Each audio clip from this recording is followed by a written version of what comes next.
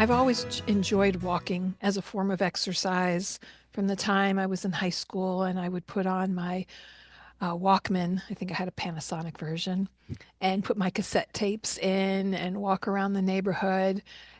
It was a fun form of exercise. And so when our oldest child was born, I enjoyed taking him out either in my baby carrier or in the stroller to take walks through the neighborhood. And would talk to him as we'd go about. And as he got older and was walking, we would both take walks with him. And I remember, Don, you telling me this story that you would teach him we had to look both ways before we crossed the street.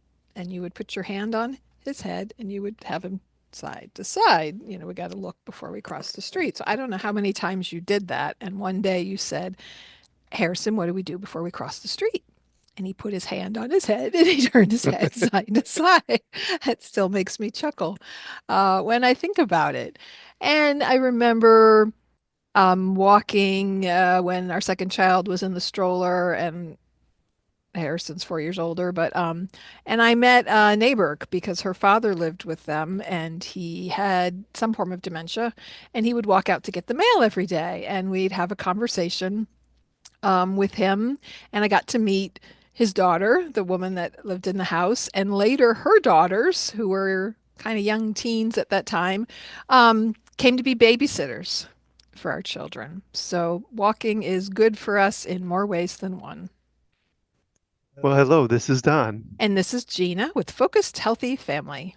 And today we have podcast number 169. And guess what? We are talking about the F word.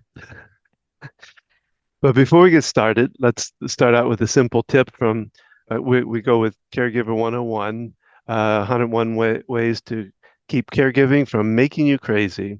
And this is tip number 61, and it's called Get Moving. Consistent repetitive motion such as walking, swimming, biking, or even chewing gum have been known to induce feelings of calm and tranquility. And Don, I've got some jokes for you. Okay. Although this is going to give away what the F word is. Okay. What did the acorn say when it fell? I don't know. What did the acorn say? I'm just going to roll with it. Why did the bicycle fall down? I don't know. What happened to the bicycle? Because it was too tired. One more. Okay. What do you get when you drop a pumpkin? A big mess, probably, but what is it? A squash. Boom, boom. Ba-dum-tee. So today we are talking about the F word. And don't worry, this is still rated G. What do you think of when you hear that? So the reason I say that is working with older adults. A common reason that I wind up seeing people for therapy is they've had a fall. And they often hate that word. They hate being asked, how many times have I fall? They hate thinking about it. And so they're like, don't even say it. So I sometimes say, the F word.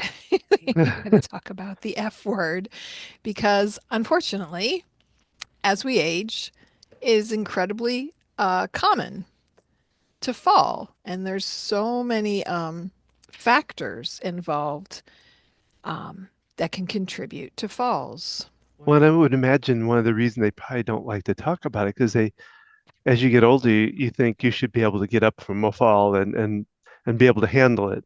And as you get older, you don't always handle it. It can be very stressful for you, but they don't want to talk about it.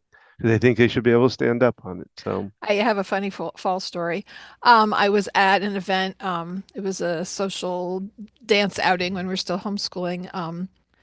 And the rugs were just these really thick plush rugs. And I don't know if I was squatting down or something, and I went to get up and I moved forward, but my feet didn't, and I fell hard back on my butt. And I was embarrassed more than anything. And I just wanted to scramble to get up, right? mhm. So these things happen to us over the years. Remember when we were ice skating, Don, Oh and yeah. you fell Oh and your knee swelled up? So ice skating turned into enjoying wings at the nearby restaurant. yes, And yes. so we fall, we get small hurts, and we just move on. Well, If we're older, if our bones are weaker, osteoporosis, other factors involved, depending on the strength of our muscles, it can cause a fracture. And sometimes we don't know it. Um, and there are many things, though, that contribute to falls. And I found this wonderful article. We'll have to quote it in the notes. But things that can contribute to falls. So, Dom, what things do you think can contribute to falls as we age? Well, it talks about in the Oh, article oh, about, you read it already. well, I went over it anyway, but I was just reading, that as we get older, our bones change, and we falling can be a little easier because we don't have the muscle strength and the things that would keep us up, I guess. Also, our eyesight. There are many Oh, things that, as we get older, sometimes our peripheral vision diminishes. So that's the ability to see out to the side. Things like cataracts, glaucoma, macular degeneration, pretty common things. It can be other things affecting eyesight. If someone doesn't see well out of one eye, all these things affect our ability to function. Things like diabetes that can contribute to decreased sensation in our feet. Problems with our thyroid, blood vessels can affect that. Having to go to the bathroom quickly, waking up in the middle of the night and having to dart into the bathroom. Well, if you get a little dizzy when you first get up, some people have trouble with their blood pressure dropping, and you're rushing to go to the bathroom as we get older. If we have more urge incontinence or just issues with trying to get there on time, that contributes to it. Um, Mild cognitive impairment or types of dementia increase risks of falling. Age related muscle mass, known as sarcopenia. And we'll talk more about this, but as we age, um, I went to a course years ago and it talked about after 40, we start to lose muscle mass. This other article talks about even between the ages of 30 and 35 yeah. is our maximum, when we've built up the most muscle mass. And so over time, we're losing that muscle mass. And a lot of times we'll do walking and other aerobic exercise. We forget about strength training, which we'll get into. Foot problems. That can be a big thing. Your foot's uncomfortable depending on the types of shoes you're wearing, slippers, walking around in sock feet. All these things can contribute to falling. And medications. We need to look at the side effects. Many older adults can be on multiple medications. And But one thing they didn't talk about in there that I think a lot about too is and it's nutrition. mm, As we've as the United States gotten older, and we're not taking as good care of what we're taking in and changing our internal parts. I think it could also weaken us as far as our immune system and our muscles, all that. yeah, I mean, that affects kind of all these different factors. If we're not hydrated, that can cause low blood pressure, which can cause us to get dizzy and fall. People think, it's better to have lower blood pressure, but if it's too low, it can cause that dizziness, cause you to pass out. But yeah, if you're not getting proper nutrition, you're not able to maintain your strength. Your muscles need protein to build and grow. People who are vegetarian really need to think about what protein sources are they getting and the amount of protein that we need to maintain that. Yeah, having a calcium, vitamin D. Um, is it vitamin D is best absorbed along with vitamin K? There's some different nutritional factors that are involved. So yeah, all that kind of ties together um, in in affecting. And then the other thing is environmental factors, which I think we've talked No, about yeah. before. Throw rugs, biggest trip hazard ever, whether you're using a cane or walker or not. The edge of them, yes, if you're going to have rugs, they should be secured to the floor with non-skid surface, but tassels on the end of rugs, those things can contribute to falls. Rugs that slide, hardwood. We have a runner in our house, and it's really not the best. We probably should just get rid of it now I think about it. But the cats go running across it and it slips when they run and slides. We have some at the door that have the non skid. But these, if someone's at higher risk of falls, if they're struggle picking up their feet, they're pushing a walker, it's really best to get rid of those throw rugs. But other Well, things on the floor, if you're have young children and you're caring for an older person, toys and things on the floor that can get in the way, or that an older person might not see if their vision is impaired. and you also, we can step outside to steps. We got to think about that as far as that's probably not the biggest fall thing, but it's there.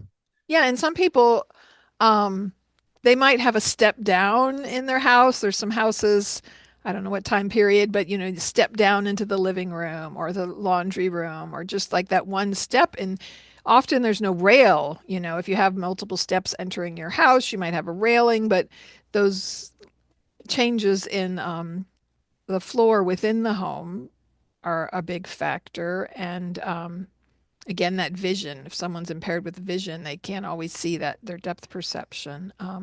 Yeah. That also just kind of thought is you talk about coloration too. When with envision, having vision problems, you start changing your ability to see certain colors. Is that um, just Well, the contrast, contrast? like Yeah. something we do as a um, compensatory strategy is putting like a bright red or hot pink tape on the edges of stairs or where you need to see that contrast to help people. Um, with that. So it's the depth perception that's often the issue of telling. We've all walked down the stairs and thought we were on the last step and kind of like Yeah. stumbled as we stepped down. And most of the time, we can keep our balance. So the younger we are, it's like young kids, they fall all the time and they bounce right back up, right? Yeah. They've got more flexibility in their joints and their bones are stronger and they have further the distance they fall is much shorter when they're young and they're little. Um, I remember our youngest, or no, our middle child, we'd go roller skating and she was pretty good at it. But then when she got taller and those legs were longer, it was like, whoa, wait a minute, this is harder to do now that my legs have gotten longer. Well, I find going down the steps, I have to hold on to the handle that, and I don't want to give that up. I like that's a little bit of a stability for me to Yeah, and go there's, down the steps. I do it too. And we both have issues with our knees, and that's a common thing. Your knee starts to give out. But like our carpet on our stairs is kind of old. Our youngest has slid down it multiple times because she likes to fly up and down the stairs. Worn carpet can affect that. I remember my grandfather, he was clever. He was, just had good common sense and ideas. And for their concrete steps outside, he mixed sand, I think, in with the paint.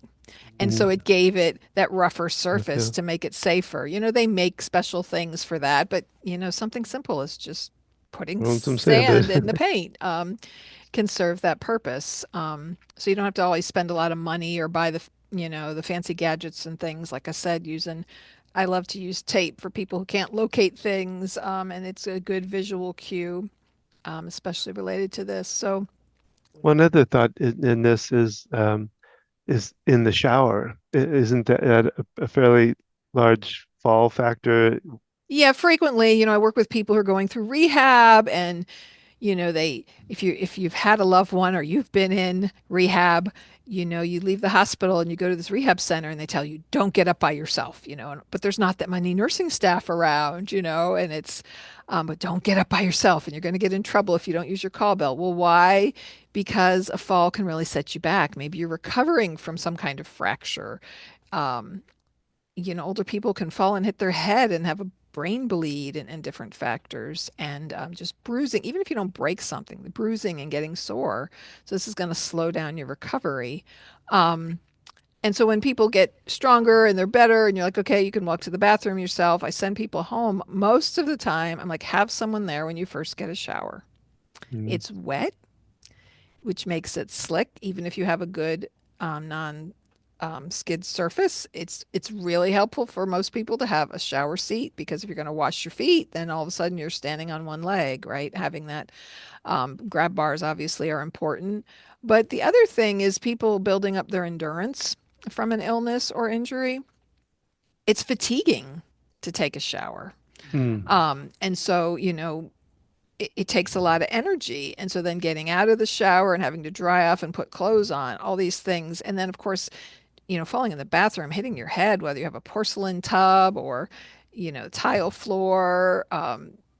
Yeah, it's just a real danger zone of usually things are close together. Um, so that and getting up to go to the bathroom at night or frequently at night, things like low night lights to have a little bit of light when you're getting up. And, I tell people in rehab facilities, they often will put a brief on someone or, a pull up to absorb urine, right? I don't like to call them diapers. They're adult briefs, depends.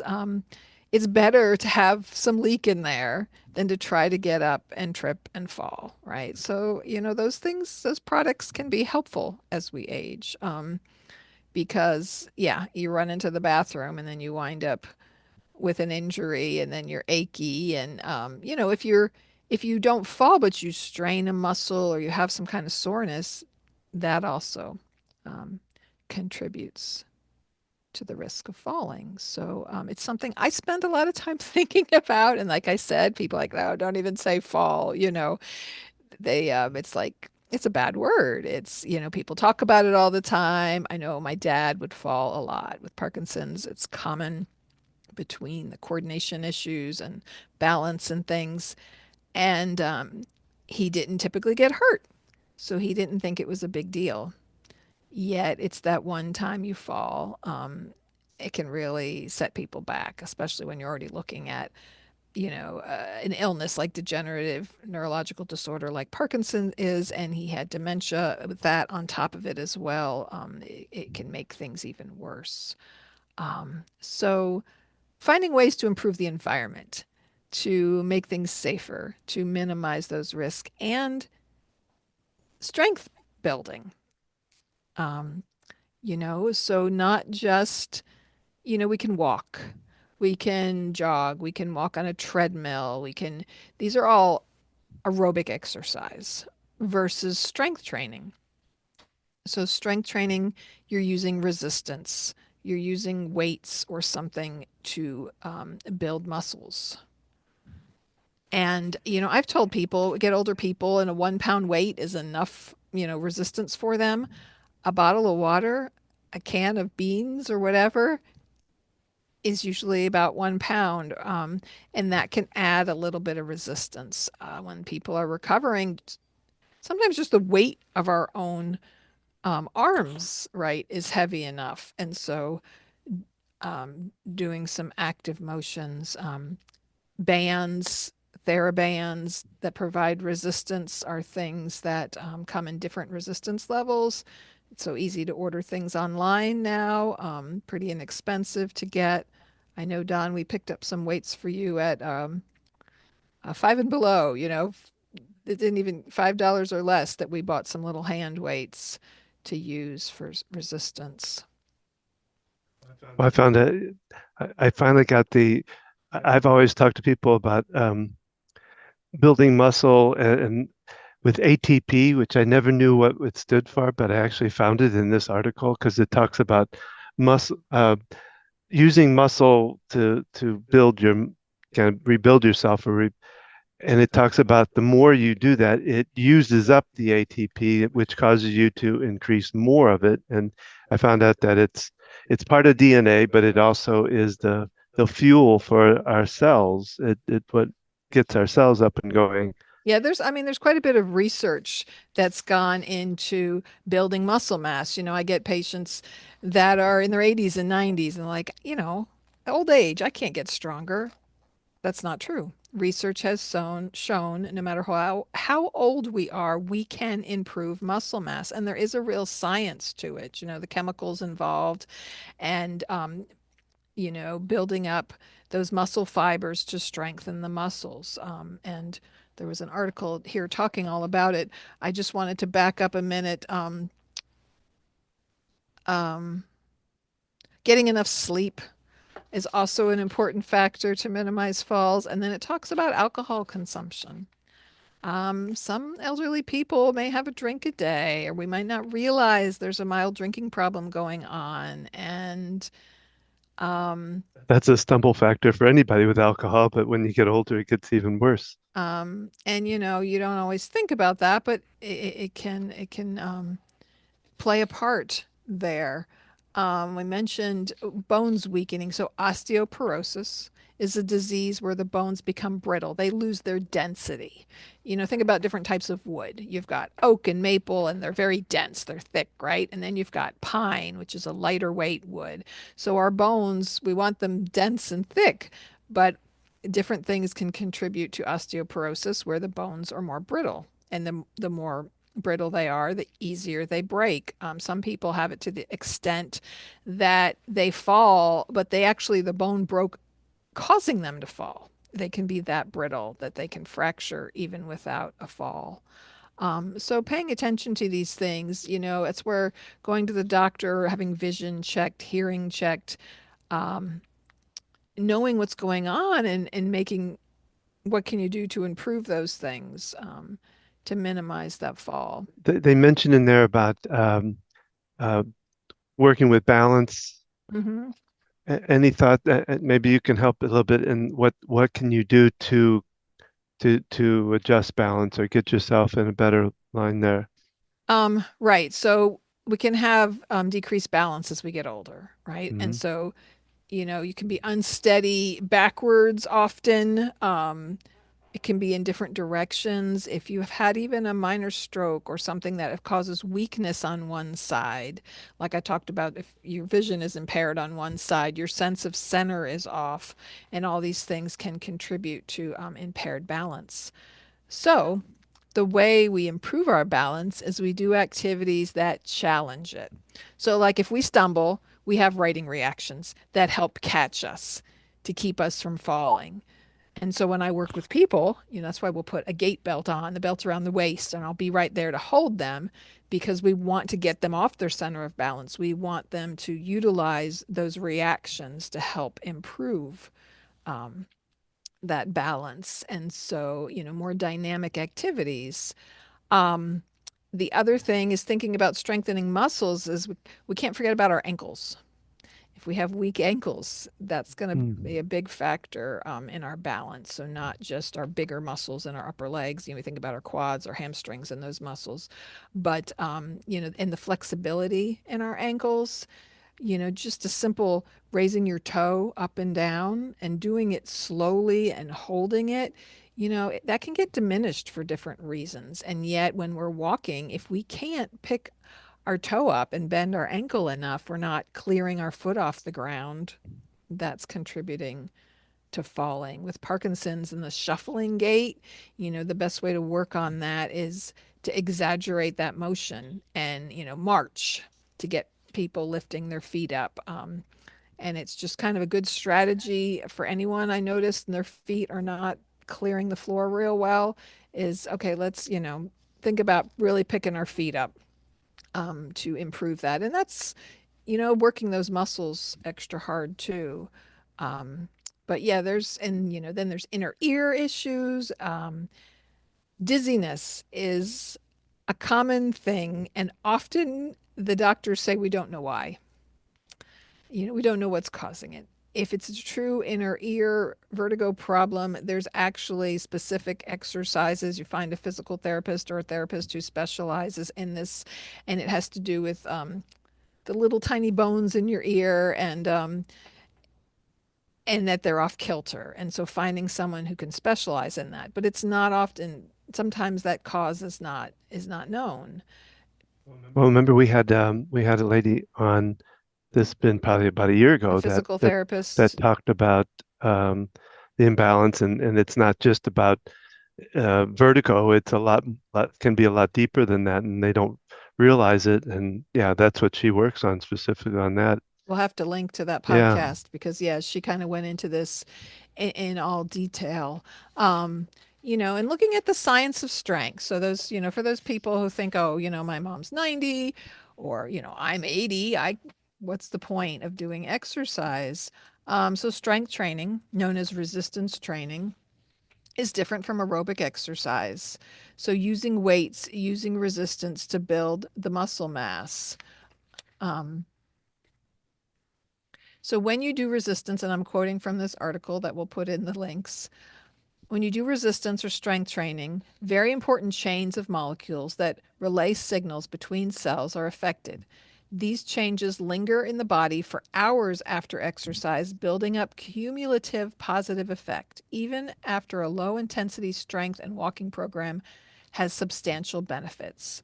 So, any amount, you don't have to do, lengthy exercise. If you're getting a little bit in, it's better than not at all. Um,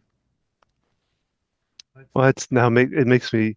I always wondered when we were doing like when I did a cardio rehab, we would do weight training at one of the episodes, and one of them I never understood is that you just put the to the side and you just lift your legs up and down. But that's what you were just talking about is strengthening that the back muscle and the foot with lift your just legs doing. up and down I by, meant as far as just show me, Don. the back end of Oh, doing your up like heels. this, up and Heels down, up. heels up, yeah. Yes, heels up and down. There's toes up and down, and there's heels up and Well, down. when you do Yes. that too, we also did toes up and down and Yes. all that too. So that's all. Yeah, there's so many muscles in the body. And, it's like when I work with people, a lot of times therapists, we'll do shoulder, we'll do biceps, we'll do triceps, but the wrist, we need to exercise our wrist muscles. Think about all the motions. Our hands turn over. This is called supination and pronation.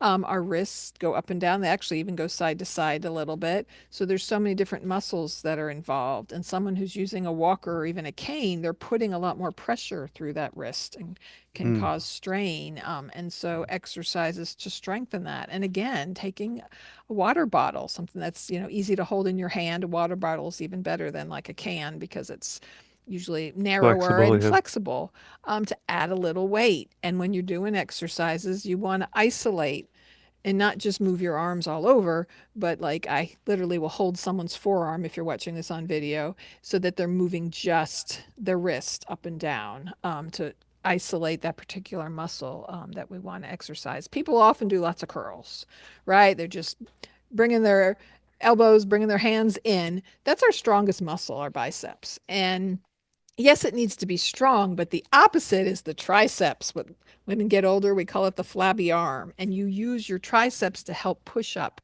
into standing and to support yourself and on the walker. And so we can have imbalance in our muscles where we're doing all these bicep curls and our biceps are strong, but the triceps are weak. Well, and that's what you do. We do the back. We were doing the backhands with And a weights. lot of people can't raise their shoulders up. So, what other ways can we exercise? You can also hold your arm out to the side and push back. But another great exercise, you sit forward on a chair with arms, and all you do is push through your arms to pick your bottom up off the chair. I'll do this with people who can't even get their bottom up at all, but they're using those muscles. They're pushing through the back of their arms. If you sit in a chair and just push through your arms, but don't even get up, you can feel that you're activating those muscles. You're building those muscle fibers up. And if you're able to lift your bottom off the chair, all the more. This is also good for core strengthening. Um, so that's a real, easy one. And it can be challenging, to isolate and strengthen these different muscles when people have injuries to their shoulder, between arthritis or rotator cuff tear or other things. They can't always get their arm up overhead like you talked about doing in class, but we can still exercise those muscles in a different position. So when I work with people, we can adapt. And so that's where getting therapy services, physical occupational therapy, to kind of help direct you in exercises. So there was this saying, I don't know who said it, where it came about, no pain, no gain. So um, we don't want pain when we exercise. So there's achiness, there's that tired muscle feeling. Okay, that's one thing. But sharp, shooting, stabbing, all of a sudden it's painful. Those are not good. No. If it's kind of stabbing or shooting, that can be pinching a nerve. We don't want those kind of pains when we're exercising. We also don't want to do it to the point where the next day, like, oh, I can hardly move. I've had people give them exercise programs and they'll do it in front of the TV and they just do it continuously, whether it's hand exercises or, and then they're sore from overdoing. So, all things to think about. Yes, you can strengthen your muscles no matter your age. There are balancing out the different muscle groups and not just focusing on, the big muscles or, remembering your ankles, remembering wrist strengthening. And the other big one is our neck. You talk about falls, I thinking about posture. Particularly with Parkinson's, you have this typical leaning and hunched position, and you see that in many other conditions as well. So we do, and the things that we do when we drive, we're forward. Our shoulders are forward, our head is forward. When we're on our phone, we're on our computer, we spend a lot of time in this position. And over time, you know, when you look at somebody from the side, their head should be over their shoulders, but most people have a slight head forward or a little bit of a curve, and over time, that's affecting, your balance as you're standing. Why falling is one of the reasons falling is common in Parkinson's, is postural. And my favorite stretch to do is you just pull your shoulders down and back. You feel your shoulder blades behind you, which are your scapulas, and you're pinching them together. And you're also holding your head up, not like looking up as much as back. Yeah, put your head down, Don. Look straight ahead and pull your head back. Yeah. So it's very subtle. And some people can't do very much, but I'll put my hand back there and I'll put a pillow, squeeze into the pillow, and you feel that across your chest and shoulders, your pectoral muscles, even your deltoids. Isn't that one of the things they do when they put you up like against the wall too? I've had the chiropractor always did that, put you up Yes, against the wall. because we are usually not standing straight. It contributes to neck pain, not only posture but spinal issues, neck issues. Yeah, trying to stand with your heels against and your head, which is really hard to do, and can be hard to keep your balance while doing that. Yeah, I learned a trick when I work in facilities with elevators. Is whenever I stand in the elevator to lean, stand up against the wall, not leaning, but my feet are back against it and my head is to kind of a cue to remind you to do that to compensate for all these ways in which we put extra strain and stress on our bodies.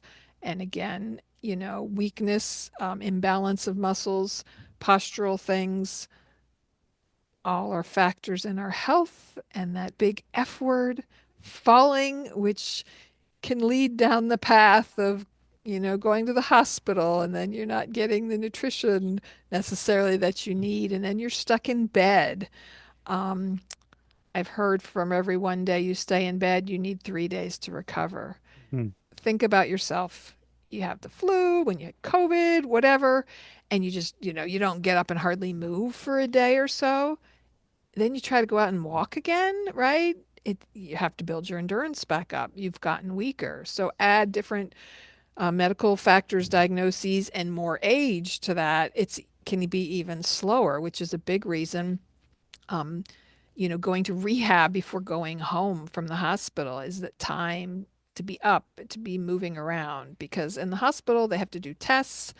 Therapy services might be ordered, but the therapist might come at a time where you've gone for a CAT scan or something. And then, they're not able to come back because they have a lot of people to see in the whole facility. And so you're not getting a lot of therapy services typically in the hospital setting. And so just that being in bed, a big thing, real weak people that we get, just trying to get them out of bed, sitting in the recliner, sitting up on the side of the bed. Because when we're laying, even if, people say, well, I sit up and I eat, I raise the head of my bed, the bed's doing all the work.